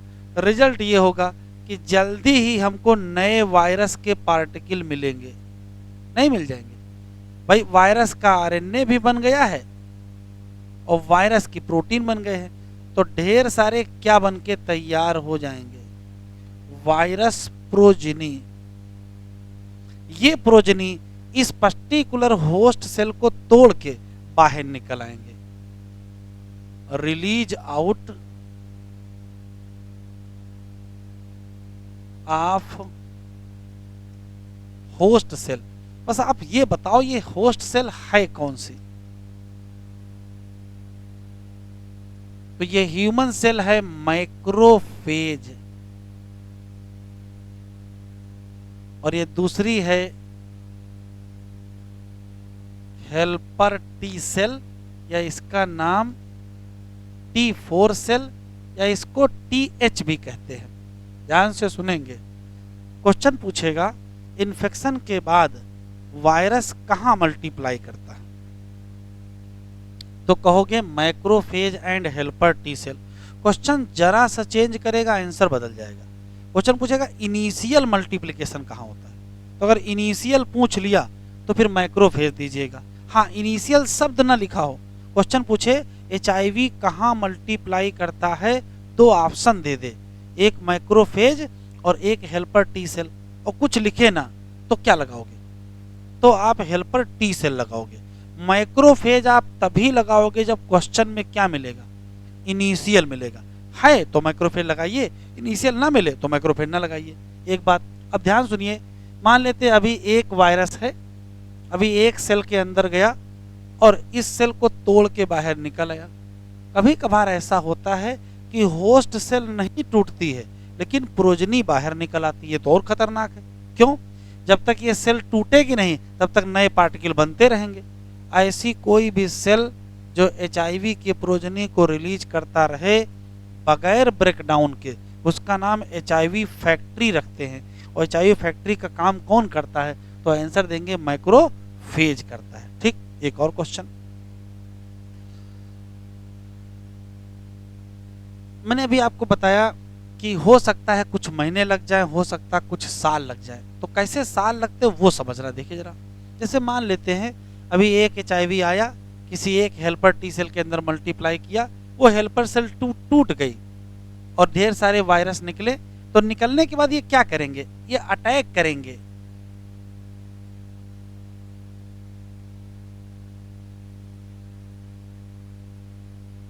New host cell. अब नए हेल्पर टी सेल के मान लेते एक आया था, 10 निकले, तो 10 निकलने के बाद अब 10 हेल्पर टी सेल में जाएंगे, फिर थोड़ी देर बाद वो 10 टूटेंगे, तो वहां से 100 निकलेंगे, फिर 100 के अंदर जाएंगे, फिर 1000 निकलेंगे, ऐसे मल्टीप्लाई करेगा। तो जैसे जैसे समय बीतेगा वैसे वैसे वायरस का काउंट बढ़ेगा और हेल्पर टी सेल का काउंट घटेगा। और अभी पीछे बता के आए हैं, हेल्पर टी सेल की जिम्मेदारी है एंटीजन रिकॉग्नाइज करना। अब हेल्पर टी सेल की ही अगर संख्या कम होने लगेगी तो बताओ हमारी इम्यूनिटी क्या मजबूत होगी? इम्यूनिटी कमजोर होने लगेगी। इम्यूनिटी कमजोर जब हो रही होगी तो ऐसा तो नहीं कि रातों रात हेल्पर टी सेल का काउंट बहुत कम हो जाएगा। भाई हेल्पर टी सेल का काउंट धीरे धीरे कम होगा। तो अब कितने धीरे कम होगा? हो सकता है कि पूरा कम होने में 5 साल लग जाए, हो सकता है 10 साल लग जाए। तो हेल्पर टी सेल का काउंट जब बहुत कम होगा तब सिम्टम आएंगे। और बहुत कम कब होगा? ये तो अलग अलग शरीर की बात है। भाई किसी में बोन मैरो बहुत बढ़िया है, जितनी टूटी हेल्पर टी सेल उतनी बन गई, तो हो सकता है काउंट ज्यादा ना गिरे। लेकिन हो सकता है भाई जितनी टूटी उतनी ना बन पावे तो काउंट तेजी से गिरेगा। तो किसमें सिम्टम कब आएगा ये कैसे पता चलेगा? ये हो सकता कुछ महीने में, और हो सकता कुछ सालों में, और हो सकता 5 से 10 साल लग जाए। क्यों? हेल्पर टी सेल काउंट जब कम होगा तभी सिम्टम आएंगे। मान लेते हैं कि हेल्पर टी सेल का काउंट कम होने लगा, तो जिस दौरान ये घट रहा होगा उस दौरान मरीज को 2-3 सिम्टम आते हैं। एक तो उसको फीवर होता है, एक उसको डायरिया होता है, और एक वेट लॉस होता है। बताओ इसमें कौन सा विशेष सिम्टम है? कोई सिम्टम नहीं जिसको आप एड्स का कह सको। भाई बुखार आ सकता है, डायरिया हो सकता है, वेट लॉस हो सकता है, कोई बड़ी बात नहीं है। तो इसको मरीज क्या करेगा? हल्के में ले लेगा। लेकिन समय बीतता जाएगा, एक दिन ऐसा आएगा जब हेल्पर टी सेल की संख्या काफी कम होगी। उस दिन क्या होगा वो सुनिए ध्यान से। उस दिन पर्सन काफी इम्यून डेफिशिएंट हो जाएगा, इम्यूनिटी उसकी काफी कमजोर हो जाएगी। इम्यूनिटी कमजोर होने की क्या पहचान? तो पहचान सुनो। रोजमर्रा की जिंदगी में जो काम होते हैं, जैसे सांस लेते हैं, खाना खाते हैं, पैथोजन तो आता ही होगा, हम बीमार नहीं होते हैं। लेकिन तब क्या होगा? सांस लेने और खाना खाने से या लोगों से मिलने जुलने से जो इन्फेक्शन होगा उससे बीमार होने लगोगे। इम्यूनिटी इतनी कमजोर हो जाएगी। जैसे बैक्टीरिया का, जैसे वायरस का, जैसे फंजाई का, या एनसीईआरटी में एक नाम लिखा है टॉक्सोप्लाज्मा। टॉक्सोप्लाज्मा अगर ग्रो करने लगा इसका मतलब इम्यूनिटी बहुत कमजोर हो गई। तो तब वो डॉक्टर के पास जाएंगे, तब वो टेस्ट कराएंगे, तब पता चलेगा क्या हुआ है, एड्स इन्फेक्शन। एक बात, एक और खास बात, इसी बीच में एक बहुत विशेष बीमारी हो जाएगी। इसको 2 नाम याद रखिएगा। एक है कापोसी सार्कोमा। क्या है? कापोसी सार्कोमा। और एक है न्यूमोसिस्टिक कैरनी निमोनिया। ये 2 बीमारियां जो हैं ये एड्स की पहचान वाली हैं। एड्स स्वयं कोई बीमारी नहीं है, उसका अपना कुछ नहीं है, सिर्फ उसके चक्कर में और सारी बीमारियां होंगी। तो एड्स रिलेटेड कॉम्प्लेक्स डिसऑर्डर हो जाएंगे। कौन कौन? न्यूमोसिस्टिक कैरनी निमोनिया और कापोसी सार्कोमा, और इनका रिजल्ट होगा डेथ। तो जनरल बात समझ में आ गई है? क्या क्या सुन लेते फिर लिखिएगा। इन्फेक्शन होगा, फिर सिम्पटम आएंगे। टाइम बहुत है, कितना? कुछ महीनों से लेकर के कुछ साल तक। क्यों? सिम्पटम आने के पीछे की पूरी कहानी है। होता क्या? इन्फेक्शन होगा, फिर मल्टीप्लिकेशन होगा। कहाँ? तो कहोगे 2 जगह, माइक्रोफेज और हेल्पर टी सेल। चूज करना पड़ेगा तो हेल्पर टी सेल लगाएंगे। जब मैक्रोफेज के अंदर जाएंगे तो सिर्फ आरएनए जाएगा और कुछ नहीं जाएगा, प्रोटीन कोड बाहर रह जाएगी। अंदर जा करके वायरस का डीएनए बनेगा, डीएनए बनने के बाद हमारे जीनोम से कारपोरेट करेगा, उसको अपने कंट्रोल में कर लेगा, वायरस का आरएनए बनवाएगा, वायरस की प्रोटीन बनवाएगा, दोनों मिल जाएंगे, वायरस के पार्टिकल बन जाएंगे। वायरस के पार्टिकल हमारी सेल को तोड़ के बाहर निकलेंगे, ठीक है। कभी कभार बगैर तोड़े बाहर निकलेंगे। अगर बगैर तोड़े बाहर निकल आए तो खतरनाक है, क्या बन जाएंगे, HIV फैक्ट्री। तोड़ के बाहर निकलेंगे तो हेल्पर टी सेल टूटेगी, संख्या घटेगी, फिर वो नई हेल्पर टी सेल को अटैक करेंगे। ये रिपीटेड कहानी चलती रहेगी, धीरे धीरे count of helper T cell घटेगा और वायरस काउंट बढ़ेगा। फिर धीरे धीरे आपको फीवर, डायरिया, वेट लॉस ये सब होने लगेगा। फिर काफ़ी ज़्यादा जब कम हो जाएगा तो रोज़मर्रा के इन्फेक्शन भी आपको परेशान करने लगेंगे और बैक्टीरिया, वायरस, फंजाई या टैक्सोप्लाज्मा का इन्फेक्शन होने लगेगा। फिर आखिरी में जब बहुत कम हो जाएगा हेल्पर टी सेल की संख्या, तब एड्स रिलेटेड कॉम्प्लेक्स डिसऑर्डर होंगे, जैसे कापोसी सार्कोमा और न्यूमोसिस्टिक कैर्नी निमोनिया। अंत में क्या हो जाएगा, डेथ हो जाएगी। बनाओ फिर लिखाते हैं। तो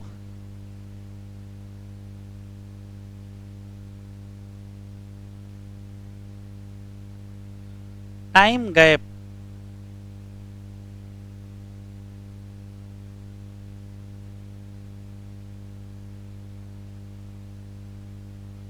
between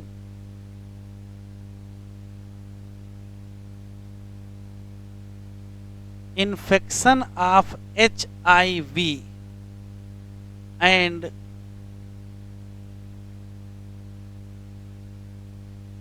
appearance of symptom, इस टाइम गैप को कहते हैं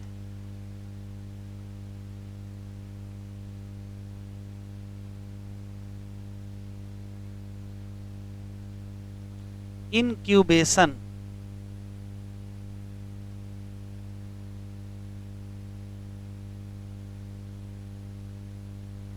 पीरियड, जो कि कुछ महीनों से लेकर के मेनी ईयर का हो सकता है। कितने, 5 से 10 साल।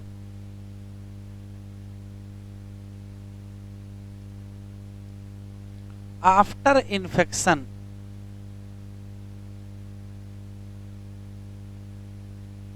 आफ्टर इन्फेक्शन क्या होता है, तो आफ्टर इन्फेक्शन HIV मल्टीप्लाई करेगा इनसाइड होस्ट सेल। और कहां मल्टीप्लाई करेगा, at macrophage and helper T cell. बस इनिशियल अगर कहेगा तो माइक्रोफेज लगाइएगा। HIV RNA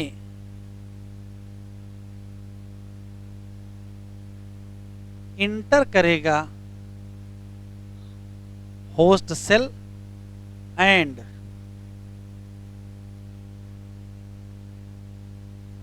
make viral DNA by किसके द्वारा,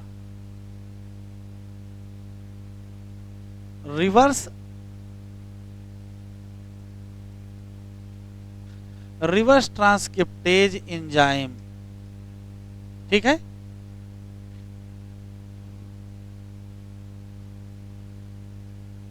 वायरल DNA जुड़ जाएगा किससे, विद होस्ट सेल जीनोम, और कंट्रोल कर लेगा ट्रांसक्रिप्शन और ट्रांसलेशन दोनों चीजें।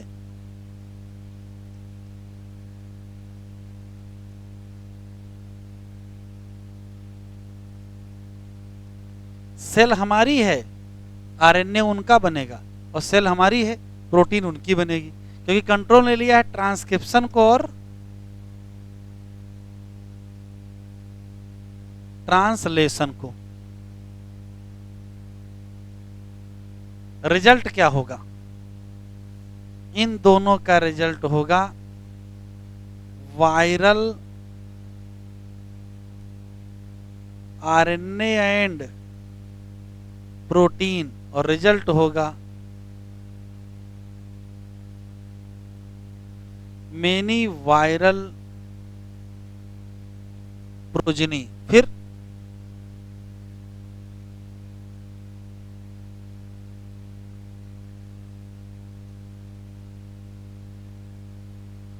वायरल प्रोजेनी बाहर आएंगे बाई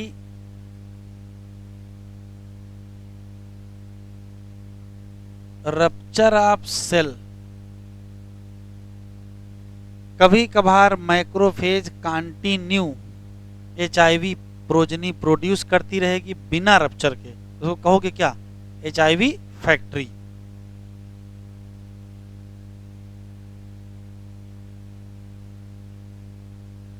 सम टाइम, कभी कभार,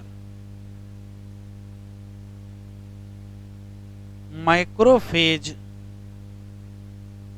एक्ट एज एचआईवी फैक्ट्री। क्यों?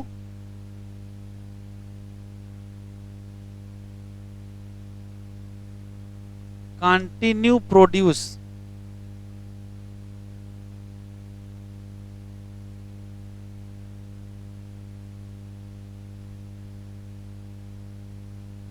एचआईवी प्रोजेनी विदाउट ब्रेकडाउन, बिना टूटे।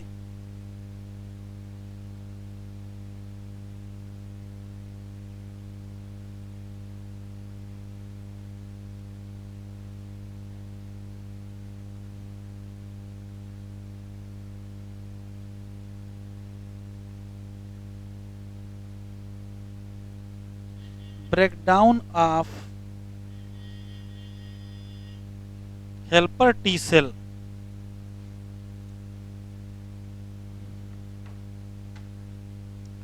Breakdown of helper T cell, result में क्या होगा? रिजल्ट में यह होगा कि बढ़ेंगे वायरल काउंट। नहीं बढ़ेगा, वायरल काउंट बढ़ेगा लेकिन हेल्पर टी सेल का काउंट घटेगा।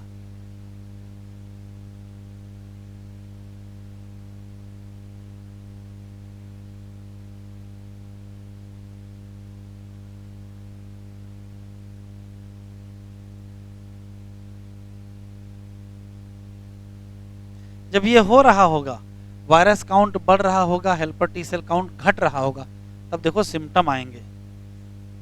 तब आएंगे पर्सन सफर फ्रॉम फीवर, हल्का फुल्का बुखार होगा, डायरिया होगा, और weight loss.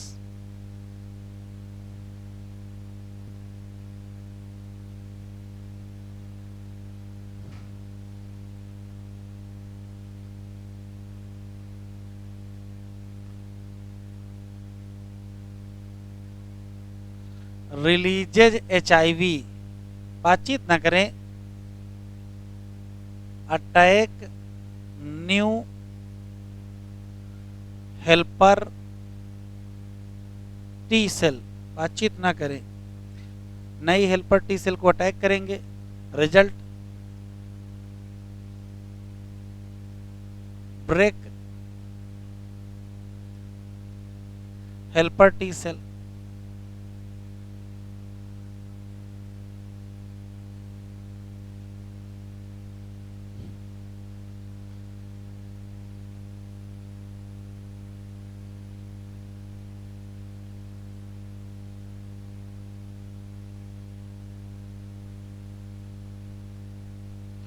Count of helper T cell क्या हो जाएगी, बहुत कम हो जाएगा। रिजल्ट में पर्सन बिकम इम्यून डेफिशिएंट, और जब ये इम्यून डेफिशिएंट हो जाएगा तो रोजमर्रा की इन्फेक्शन इसको होने लगेंगे।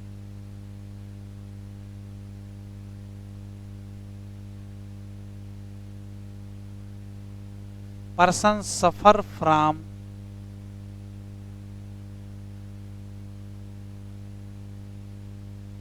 Opportunistic infection.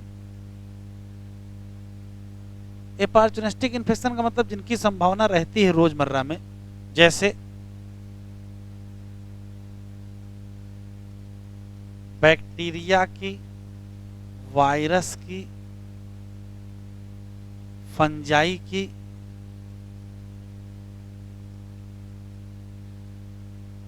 और टॉक्सोप्लाज्मा। यहां बैक्टीरिया में एक नाम दिया है,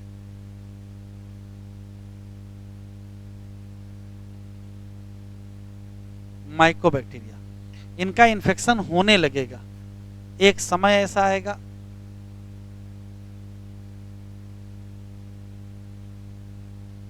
person become so immune deficient, बहुत कमजोर हो जाएगी, तो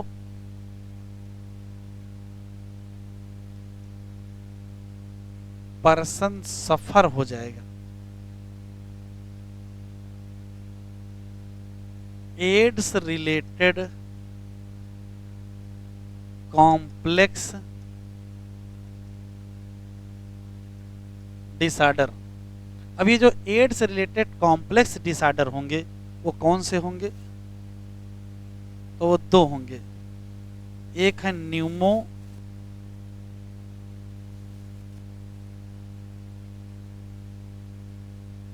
कैरिनी निमोनिया, और दूसरी खतरनाक चीज है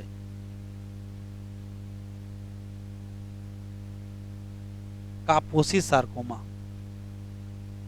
हाँ, ये एक प्रकार का स्किन कैंसर है ये।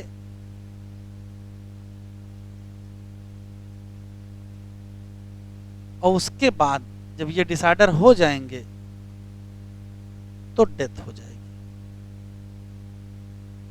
भी इनको चलो लिखो, diagnosis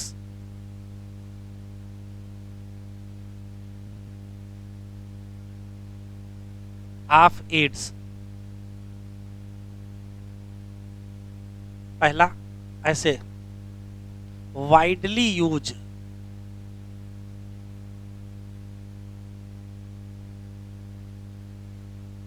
diagnosis test for AIDS. अगर ये लिखा मिल जाए तो क्या लगाएंगे, तो एलाइजा लगाएंगे, ELISA। फुल फॉर्म लिखने की जरूरत नहीं है। दूसरा early detection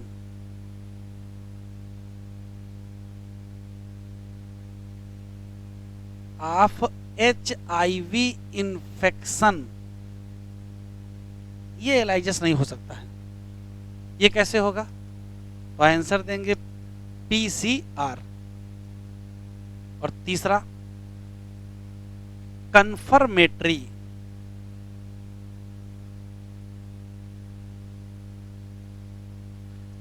test for AIDS, तो आंसर क्या देंगे,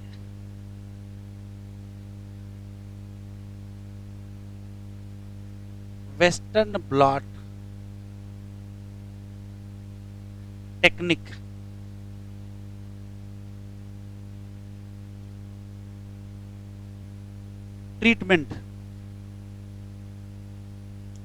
ट्रीटमेंट ऑफ एड्स।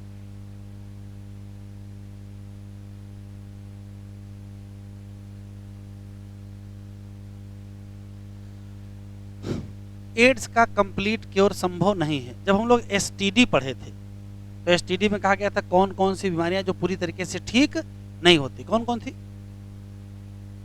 एड्स था, हेपेटाइटिस बी था और जेनाइटल हर्पीस था, उसमें एड्स पढ़ ही रहे हैं। तो ये पूरी तरीके से ठीक नहीं होता है, लेकिन कुछ एंटी रिट्रोवायरल ड्रग हैं।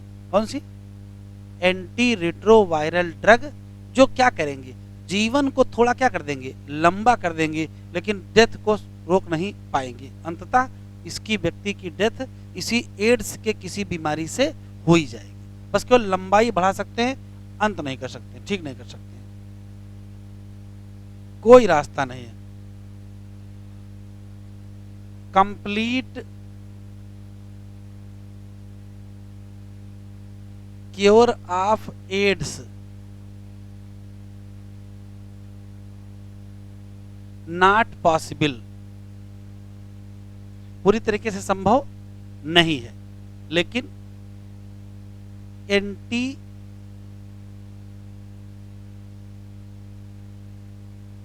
रेट्रोवायरल ड्रग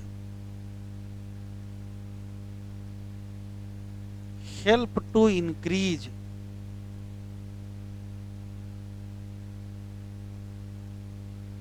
जीवन बड़ा कर सकते हैं थोड़ा। तो यदि किसी चीज का इलाज नहीं है तो उसका हल क्या है? तो उसका हल है वो इन्फेक्शन ना हो, फिर वो इन्फेक्शन ना हो। तो ऐसे केस में प्रिवेंशन ही बेटर ऑप्शन है। Prevention is better option, prevention ही क्या है, बेटर ऑप्शन है। अब हेडिंग डालें प्रिवेंशन। तो जो ट्रांसमिशन के मेथड हैं, सुन लीजिए, ट्रांसमिशन के जितने मेथड हैं उन सब के आगे अवॉइड लिख दीजिए, वो सब क्या हो जाएंगे, प्रिवेंशन हो जाएंगे। ट्रांसमिशन के जितने मेथड हैं उन सब के आगे avoid. Prevention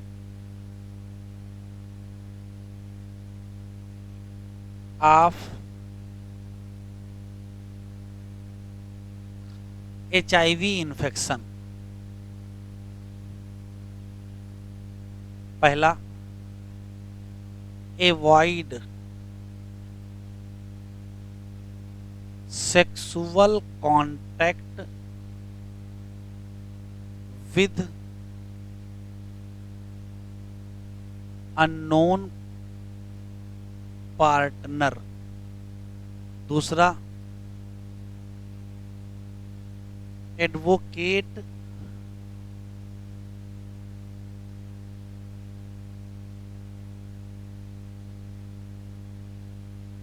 safe sex by using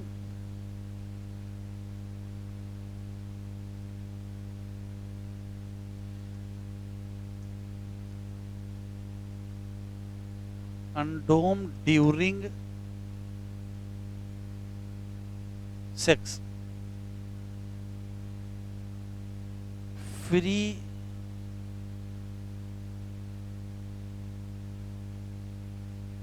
distribution of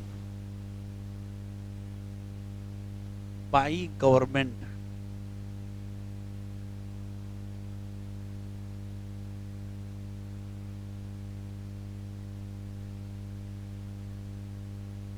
तीसरा, यूज सेफ ब्लड या ब्लड प्रोडक्ट फॉर ट्रांसफ्यूजन। कैसे? तो ब्लड बैंक को HIV फ्री किया जाए।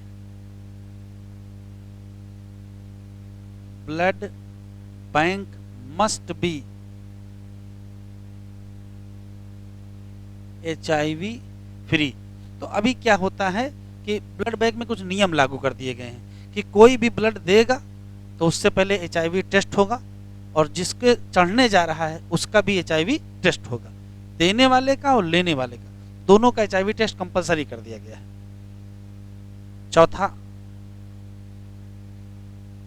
यूज डिस्पोजेबल निडिल या सिरिंज इन हॉस्पिटल या क्लिनिक, ये भी नियम हो गया है कि एक बार एक ही सिरिंज का इस्तेमाल होगा, दोबारा उसका इस्तेमाल नहीं होगा। झोला छाप डॉक्टर को छोड़ के वो ले आएंगे एक ही सिरिंज, उसी से कई लोगों को इंजेक्शन लगा देंगे। अब सुधर गए हैं, मतलब थोड़ा सख्ती हो गई है, ठीक है। अच्छा, और सर्जिकल इंस्ट्रूमेंट का क्या करें? एक ऑपरेशन करें बस सब फेंक दिए जाएं, नए ऑपरेशन समय सब नए खरीदे जाएं है? तो सर्जिकल इंस्ट्रूमेंट डिस्पोजेबल नहीं हो सकते हैं, सर्जिकल इंस्ट्रूमेंट स्टरलाइज्ड होने चाहिए। तो यूज करना चाहिए किसको? Sterilized surgical instrument. और क्या करना चाहिए?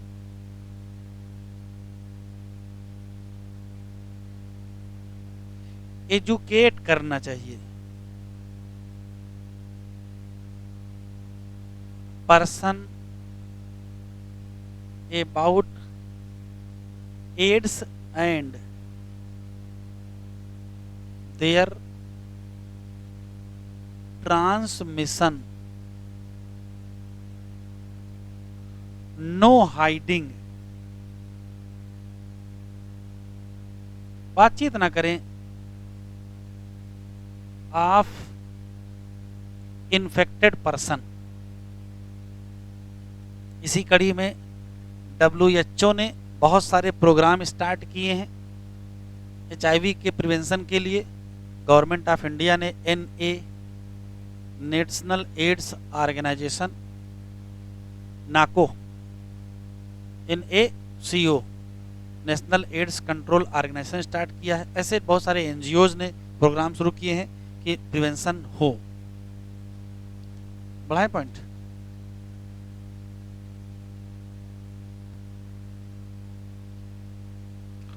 WHO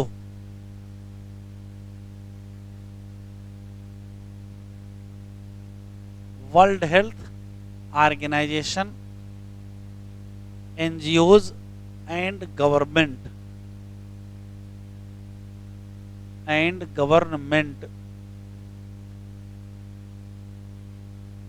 start many program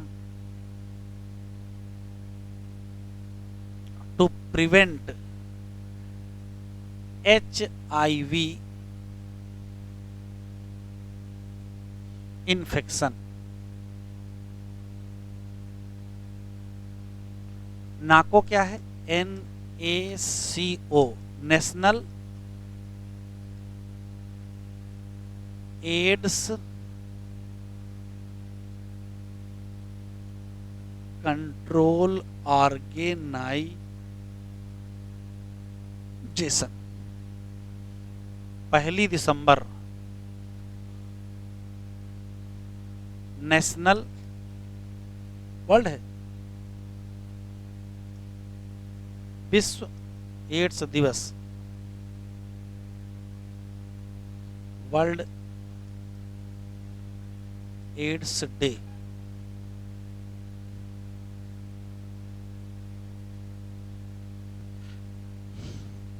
HIV का इन्फेक्शन इंसान के द्वारा की गई जानबूझकर किसी एक्टिविटी से फैलता है। अनजाने में HIV का इन्फेक्शन नहीं होता है। एग्जाम्पल समझ में आएगा।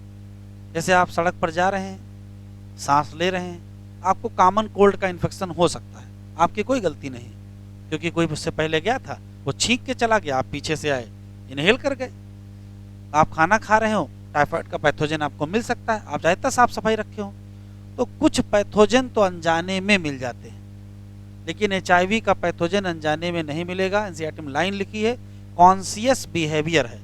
इवन अगर माँ से बच्चे को मिल रहा है तो वो भी पुअर मॉनिटरिंग से हो रहा है।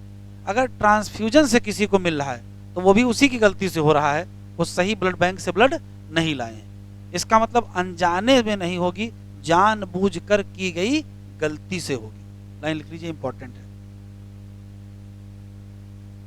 HIV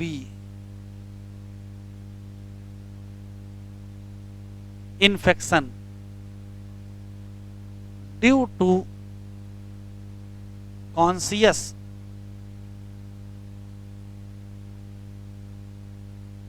ह्यूमन बिहेवियर,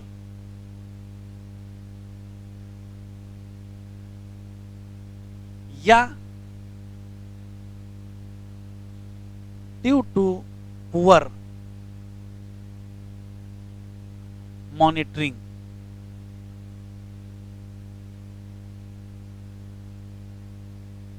जैसे पुअर मॉनिटरिंग कब हुई?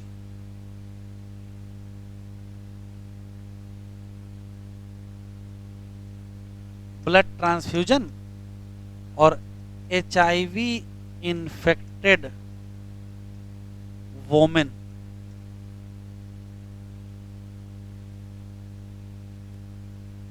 तो डोंट डाई ऑफ इग्नोरेंस लिखा एनसीईआरटी में, बेवकूफी में जान ना दें।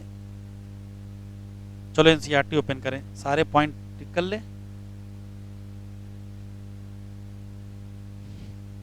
वर्ल्ड एड्स का मतलब है acquired immuno deficiency syndrome.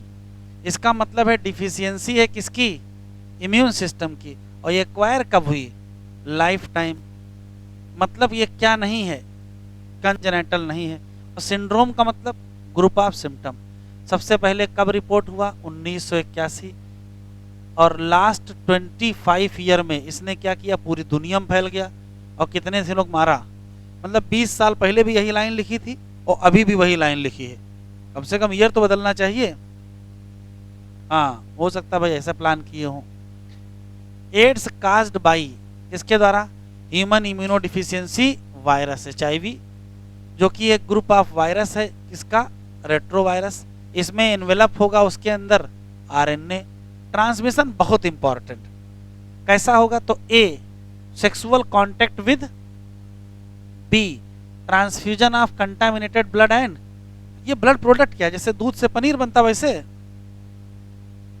Blood product कौन से प्रोडक्ट होते हैं? ब्लड को उबाला जाए फिर ठंडा किया जाए।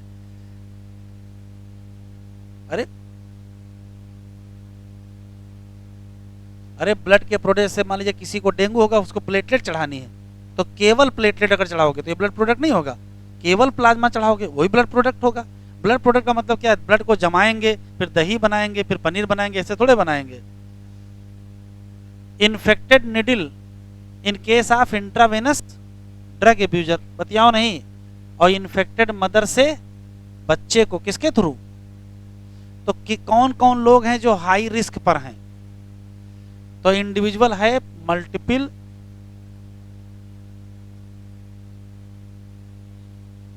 मल्टीपल सेक्सुअल पार्टनर एक तरीका। ड्रग एडिक्ट, जो लोग ड्रग इंट्रावेनस लेते हैं दूसरे लोग हैं। और तीसरा ऐसा कोई इंडिविजुअल जिसको बार बार क्या चाहिए? Blood transfusion. या ऐसा बच्चा जो कहाँ से जन्म हुआ है, HIV इन्फेक्टेड मदर। कह रहा बताओ कौन कौन लोग हैं जिनको बार बार ब्लड ट्रांसफ्यूजन चाहिए? तो 3-4 नाम बता दिया मैंने। कह रहा उनकी लिस्ट बना लो, बना लो। It is important to note that HIV AIDS not spread by touch या it spread only through body fluid. Hence it is imperative, ये आवश्यक है किसके लिए? फिजिकल या psychological wellbeing of infected person, कि उसको नहीं आइसोलेट किया जाए। कहां से? Line important.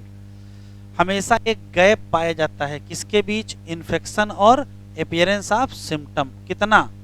कुछ महीने से लेकर के 5 से 10 साल तक हो सकता है। डायग्राम देख लो।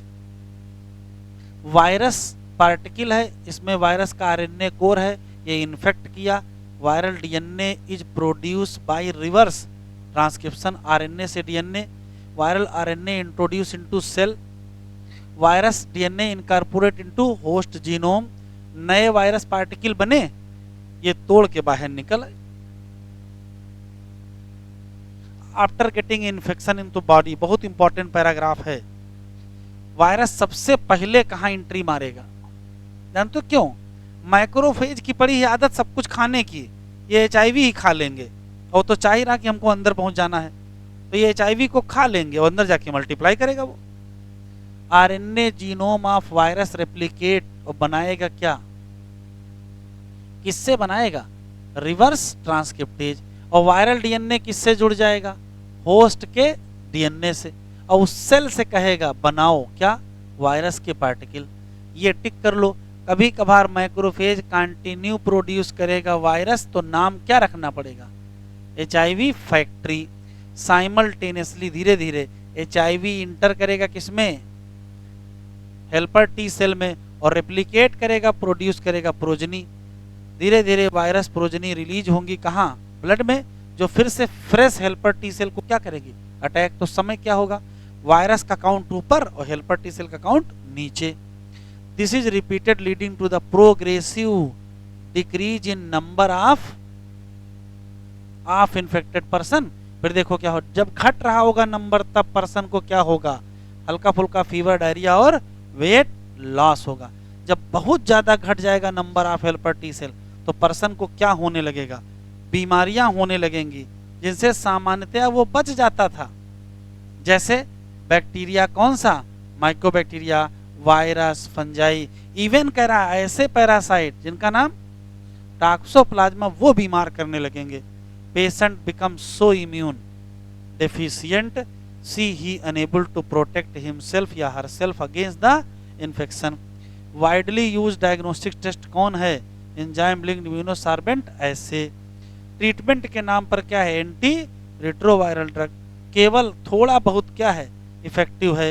ये पूरी तरीके से ठीक नहीं कर सकता है, पूरी तरीके से मृत्यु को रोक नहीं सकता है।